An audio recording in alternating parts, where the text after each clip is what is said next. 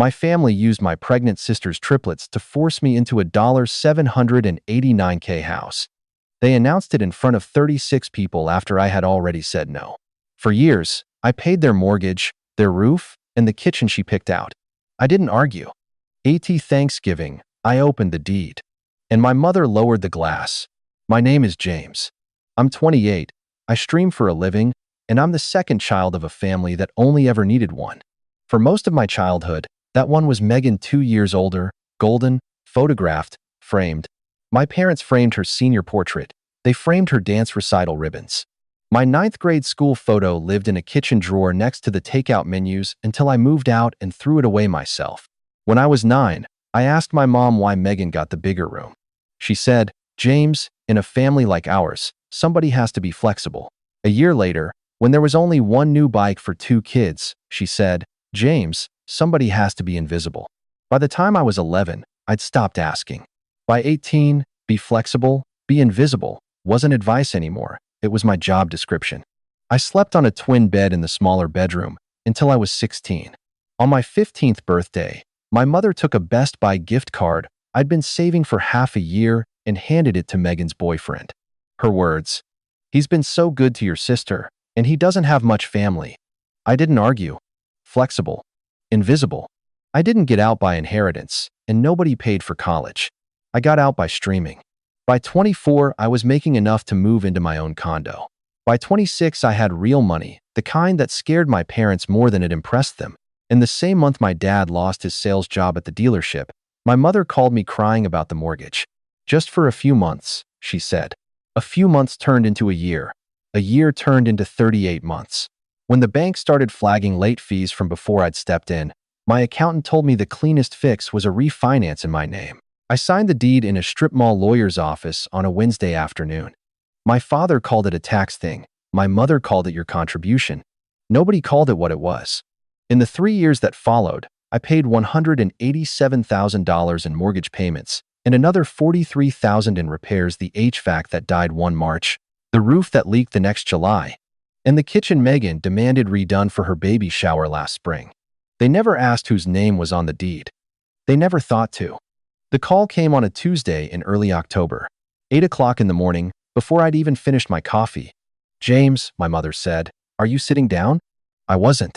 I was standing in my kitchen looking at the wall calendar, where she had already written my name on the Thursday box for Thanksgiving in her handwriting, in red pen, before I'd RSVP'd to anything. "Megan's having triplets," she said. And before I could say congratulations, she said, "So we're going to need to find her a bigger place." Wait. For the next 10 minutes, she said we 11 times. 11. I counted, because that's what I do when I'm being managed. I count. We need to think about the babies. We can't have 3 newborns in that 2-bedroom rental. We have to come together as a family right now. She said you twice.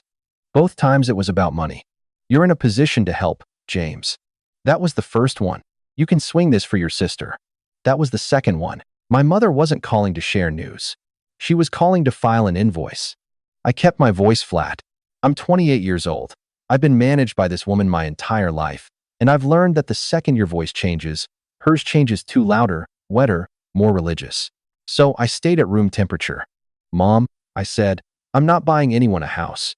There was a half-second pause. Then she laughed, the small laugh, the one that means don't embarrass me, the one she's used on me at every dinner table since I was 12. "Don't be like that," she said. "We'll talk Thanksgiving." And she hung up before I could say no. 2 hours after my mother hung up, my phone buzzed with a Zillow link. "Megan, isn't this perfect for the babies?" It was a 5-bedroom colonial in the next school district over. 3-car garage. Listed at $789,000. Annual property tax of $9,400. Listed by an agent whose last name I recognized from Megan's college sorority, the roommate she'd been close with for a decade. I didn't reply. I left the message on read and went back to work. By Wednesday afternoon, my dad called. He hadn't called me on his own in over a year. He cleared his throat for what felt like a full minute before he said, "Your mother's worried about her blood pressure. Could you just look at the numbers on that house?" That was the framing. Not buy the house. Look at the numbers.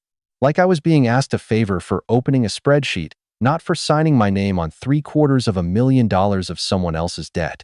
By Thursday morning, My Aunt Carol, who I see twice a year and who has never once asked about my work, sent me a Facebook message.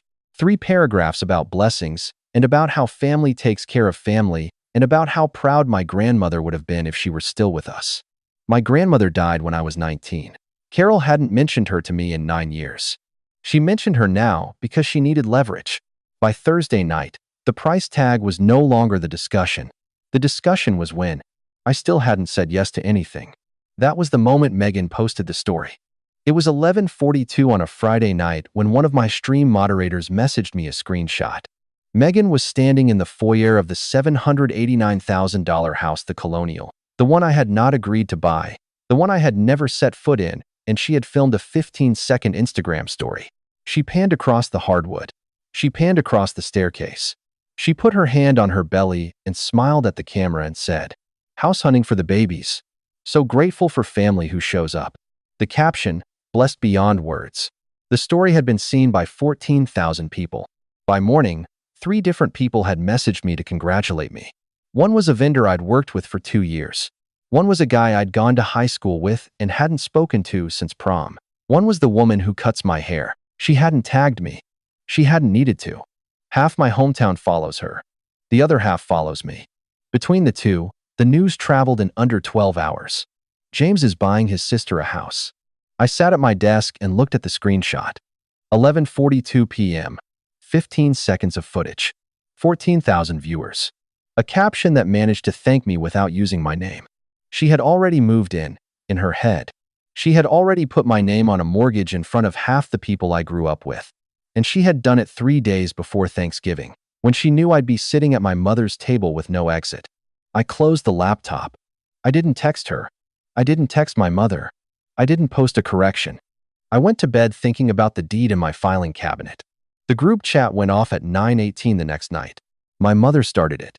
She added 9 people, both parents, Megan, Tyler, 2 uncles, Aunt Carol, my grandfather, and a cousin I hadn't spoken to since high school. The title of the chat was Family Support. I had not been asked. The first message was my mother's. "James, we need to talk as a family. Don't be selfish during your sister's special time." The second was my father's. "After everything we've done for you." The third was Uncle Ron in Denver. "Son, you're successful because of this family. Time to give back." The fourth was Aunt Carol. A whole paragraph about how my grandmother's heart would have broken if she could see this. Megan came in at message 12. "I always knew you'd resent me for being happy. I just didn't think you'd punish my children for it." I read the chat in my kitchen with the lights off. 47 messages in 22 minutes. 9 different people. 0 of them asking what I wanted. Every one of them rewriting the same sentence, "You owe us, you owe us, you owe us," in a slightly different font. I waited until message 31.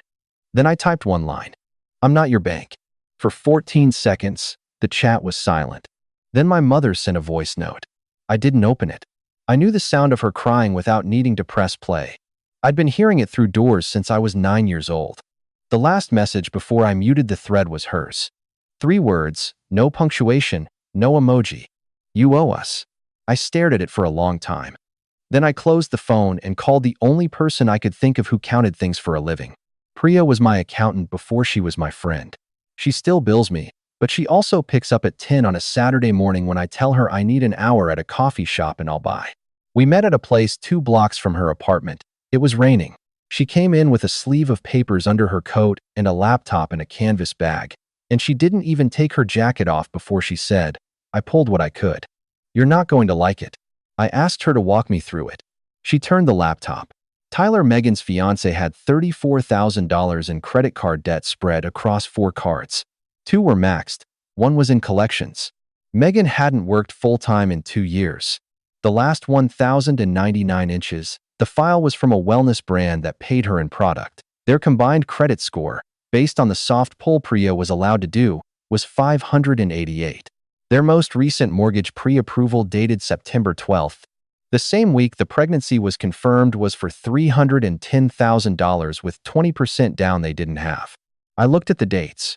September 12th, the pre-approval. Late September. The conversation with my mother about Megan being due for an upgrade soon, which I had brushed off at the time. Early October, the call about the triplets. Do we need to find her a bigger place? Mid-October, the Zillow link for the $789,000 colonial. They hadn't been looking at houses they could buy. They had been looking at houses I could buy. And they had started the day the bank told them they couldn't. Priya watched my face. "You okay?" she said. I wasn't angry. I wasn't even surprised. I was something colder and quieter and more useful than either of those. "I'm fine," I said. "I just stopped seeing a family. I'm looking at a business plan." Saturday morning, 6 hours of sleep. Black coffee at the desk. I opened a spreadsheet I'd been keeping for 3 years and had never wanted to total. There's a kind of pain in adding it up while you're still inside the relationship. So for 38 months, I hadn't. That Saturday, I did. 36 mortgage payments at $4,200 each. Sometimes the line item was a few $100s heavier. My mother used to bundle Megan's car insurance into the same bank transfer for convenience, and I'd let her, because correcting it would have started a fight I didn't have the energy for. The mortgage column came to $187,000. Then the repairs. The HVAC unit that died in March of 2023, 2 days before a cold snap. $11,800. I paid it on a Tuesday afternoon while my dad watched television in the next room. The roof that leaked in July of 2023. $18,400. My mother thanked the roofer for his work and forgot to thank me for paying him. The kitchen Megan demanded redone before her baby shower last spring. $12,900. Megan picked the cabinets. I hadn't been asked. The repair column came to $43,100. I added the two by hand on a Trader Joe's receipt because the spreadsheet didn't feel real enough. $230,100. I printed the spreadsheet. I printed all 36 mortgage statements. I printed the contractor invoices. I printed the bank transfer confirmations. Then I printed the deed. It came out on a single sheet of county recorder paper with a stamp in the corner and a seal at the bottom. I took a yellow highlighter, the same one I use for stream notes, and drew one line under one phrase. Sole owner. James M. I slid every page into a leather folder I'd bought myself 2 birthdays ago because no one else had thought to. By Sunday night, the folder weighed close to 2 pounds. It was heavier than anything that family had ever given me. Monday morning, 9 o'clock. I put my real estate attorney on speakerphone. His name is David. I'd hired him for the refinance 3 years ago and kept him on retainer because my accountant said it was cheap insurance. That morning, it stopped being insurance. "David," I said, "I need you to verify the chain of title on the property." He pulled it up while I drank coffee. "Sole ownership," he said. "No liens. No co-signers.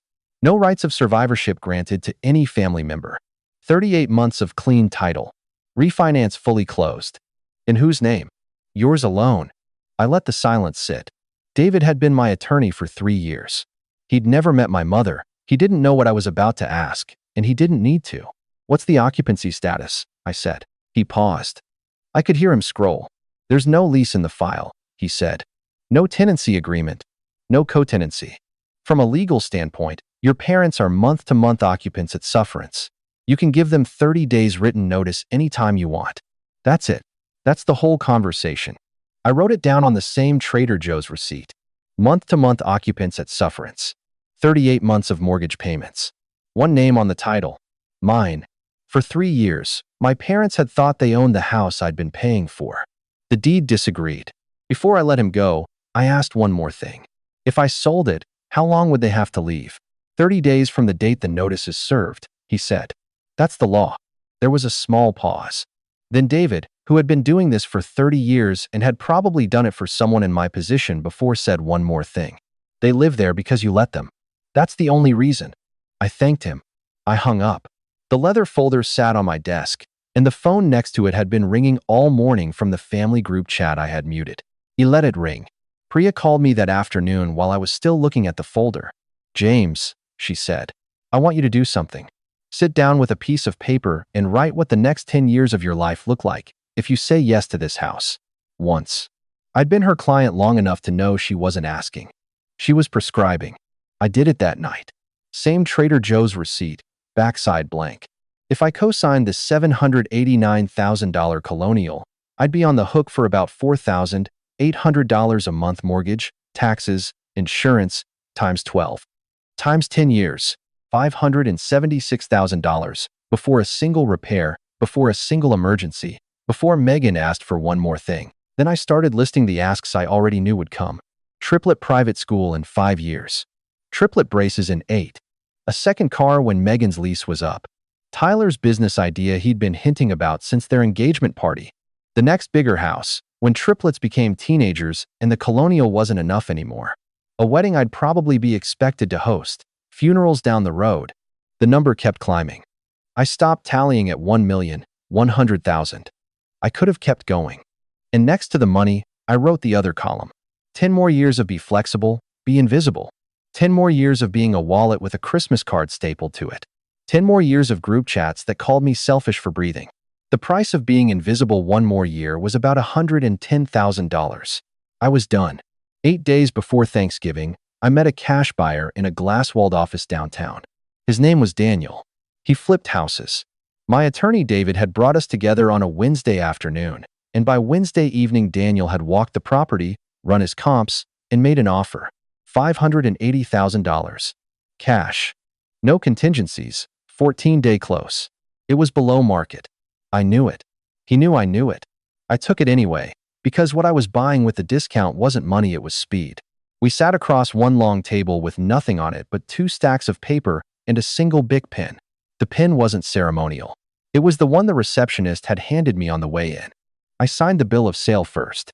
Then David slid the second stack across the 30-day notice to vacate, dated and prepared, naming the occupants by their full legal names. My father, my mother. To be served the morning after Thanksgiving by certified mail, per David's recommendation, so the paper trail was clean. I signed that one too. Daniel watched me for a second. He'd been doing this long enough to know what he was looking at. You sure? He said. Once. Quietly. Yeah, I said. That was the whole conversation. I walked out of that office with a leather folder that now contained the deed in my name, the itemized record, the bill of sale, and a 30-day notice my parents did not yet know existed. They were planning a dinner. I was planning the morning after.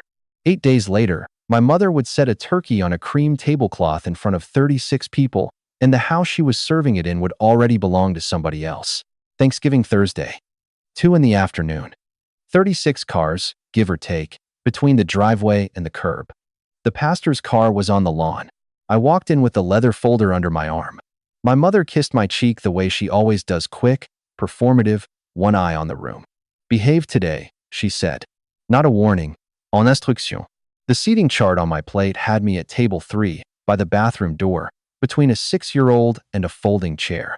Megan was at the head of the main table next to my parents. 22 years of being told to be flexible and invisible, and they had given me the exact same seat. After grace, my father stood up. He tapped his glass with a butter knife and smiled the way he used to at sales meetings. We've got wonderful news on 2 fronts tonight, he said. First, Megan and Tyler are expecting triplets in January. The room went off. Aunt Carol clapped. The pastor's wife pressed her hand to her chest. And second, my father said, looking at me, thanks to our incredible son James, the babies are going to have a forever home. Megan stood up, both hands on her belly. New dress. She had practiced this. James has been so generous, she said. He's putting down the payment on our new house. I just want to thank my amazing brother in front of all of you. She raised her wine glass. So did the pastor. So did Uncle Ron. 36 people clapped for a check I had never agreed to write. I waited until the clapping died. I waited until Megan sat down. Then I stood up, folder in my left hand. Right hand empty. Before everyone eats, I said, there's something this family hasn't told you. My mother's face changed first. Mothers know. I'm not buying anyone a house, I said. I never agreed to. And the reason I'm saying it in front of all of you is that my family announced it in front of all of you. I opened the folder. I set the deed on the cream tablecloth, far enough toward the center that the pastor could read it without leaning. This house we're eating in, I said, I bought 3 years ago. My name on the title. 38 months. My parents have been month-to-month occupants the entire time. I set down the itemized record. $230,000, I said. Mortgage, HVAC, roof. The kitchen Megan picked out. All of it. Me. Megan let out a sound small, dismissive, my mother's laugh. James, this is so inappropriate. It's accurate, I said. My mother turned to the pastor. I am so sorry. This is a misunderstanding. The pastor did not say anything. He set his fork down and folded his hands in his lap. He did not pick up his wine glass. I looked at the room. I'm not your bank. And the room, for the first time in any room I'd ever stood in with this family, did not laugh. Megan tried to recover. James, we'll talk about this privately. You don't humiliate family at the table. You humiliated me at this table when you raised a glass and told 36 people I'd agreed to something I'd already said no to, I said. I'm doing the same thing back. The difference is mine is true. I set down 2 more pages. This one is the bill of sale. The house was sold 8 days ago. Cash buyer. Closed yesterday. My mother made a noise like someone had stepped on her foot. And this one is a 30-day notice to vacate. It goes out by certified mail tomorrow morning. My parents have 30 days. Megan stood so fast her chair scraped the wall. You can't do this. James, I'm pregnant. I'm pregnant with triplets. I did. The new owner takes possession in 30 days. My father, who hadn't said a word since the toast, looked at the deed on the table for a long moment. Then he looked at me. Son. I let the word sit. I'd waited a long time to hear him say it like that. I love you, Dad. But the answer is no. I looked at Megan. You and Tyler have a 588 credit score and $34,000 in credit card debt. You weren't picking a house for you to buy. You were picking one for me to buy. That's not happening.